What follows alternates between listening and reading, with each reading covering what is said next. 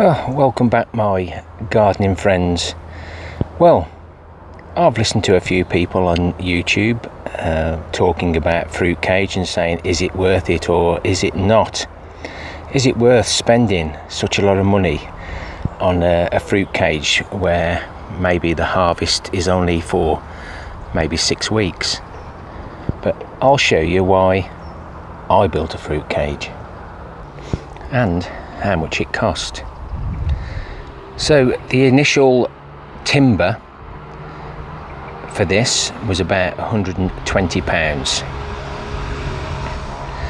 and the first lot of netting, again, maybe £50, and then this year we've spent another £50 on netting for this side because we tried to use pea netting, which went rotten, but everything else was recycled,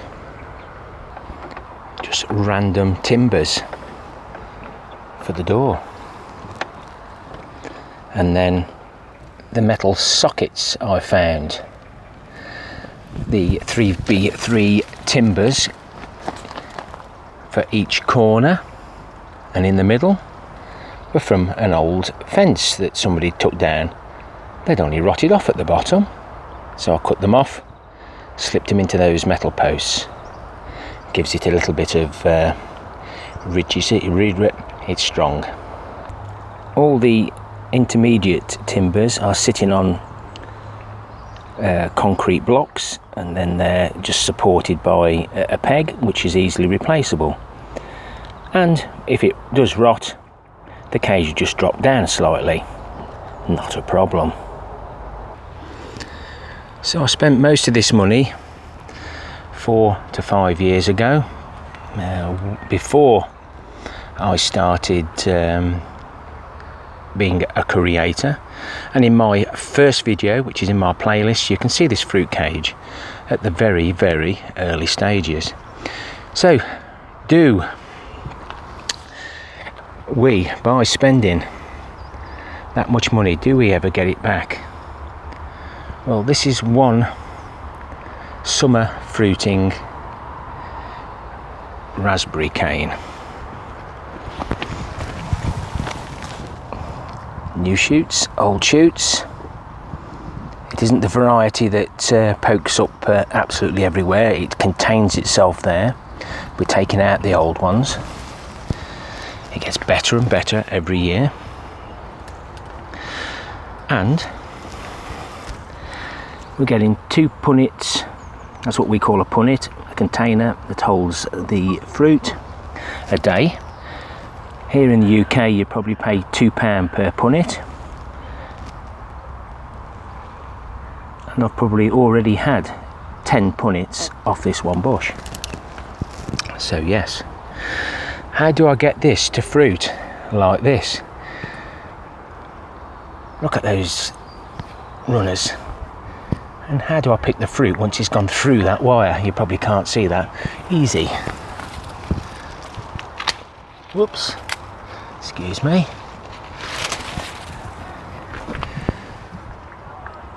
I accidentally found out if I cut these down,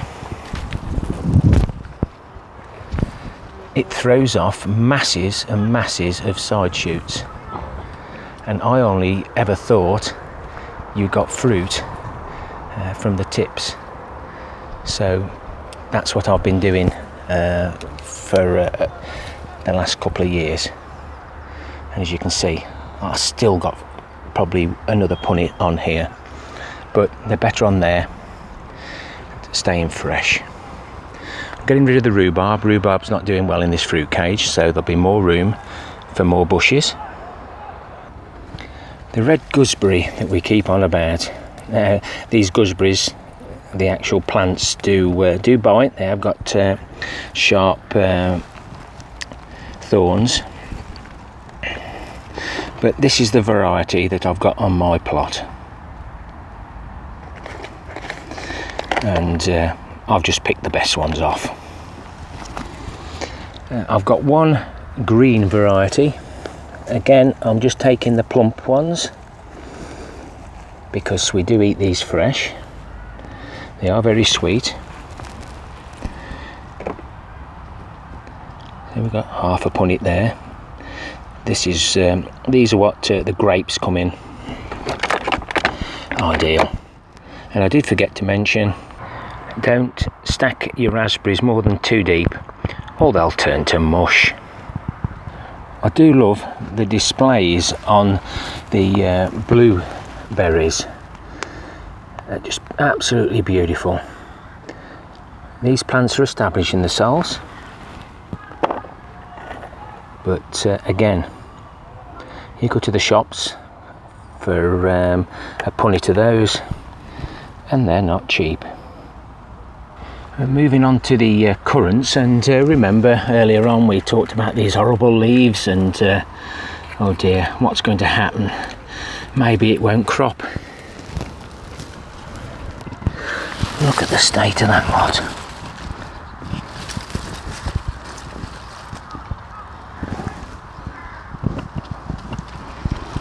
They're growing on last year's wood, and these are so easy to pick. Oops, a daisy. I've always wanted a white variety. I've actually got one. That's because I didn't label, and well, I don't think I've ever bought a white variety. Surely it can't. It would have only been a cutting. Maybe I've had a cutting give me. Perhaps I took a cutting from somewhere. But anyway, we now have a white currant. The red currants aren't quite ready at the moment. I just have noticed that there's one bunch here. I say they're just not quite ready. But we do like the tartiness of them. They're a lot easier to pick than the black currants.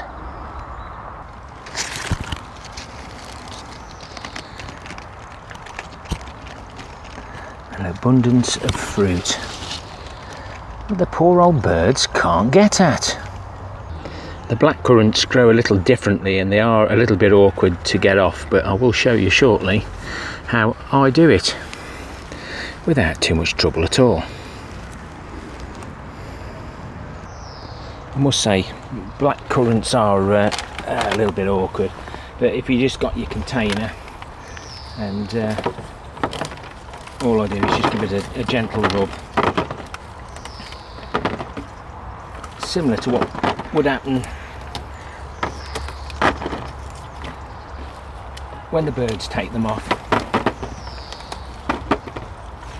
Another reason why they're in the fruit cage.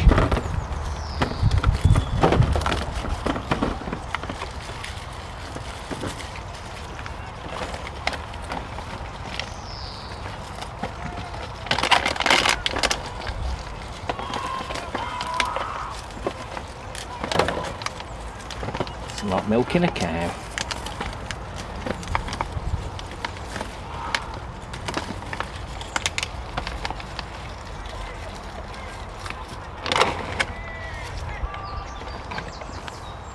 It doesn't take long.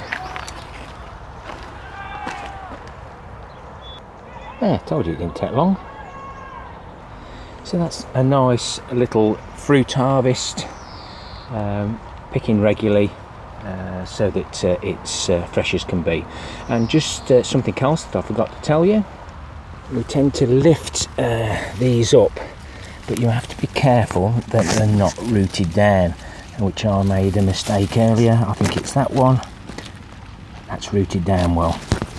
So that'll be something for the future. Now, a lot of the black currants do drop on the floor, and these are the ones that we thinned out. So let's have a look to see if we can actually get them out the ground and into a couple of pots.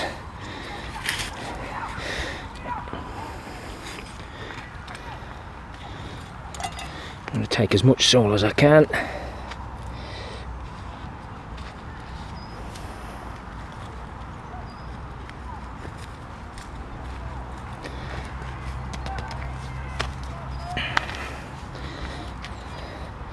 There's 2 there, so see if we can split those up.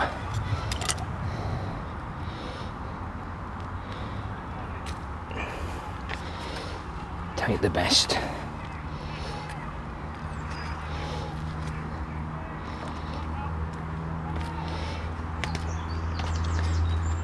I'll get them put into some water. Now these may come as a different variety, because if you take a cutting later on in the year, I'll get shut of that, not worried. If you take a cutting, you'll always get the true variety. As always, when they're pollinated, you may get something totally different. So I must remember to label these up. So yes, £220 over 4 years to create a 10 metre by 4 metre fruit cage for the array of fruits we get from here. The crops that we can take, added up, comes to a lot more than £220. Hand built myself, so it always makes it that much cheaper.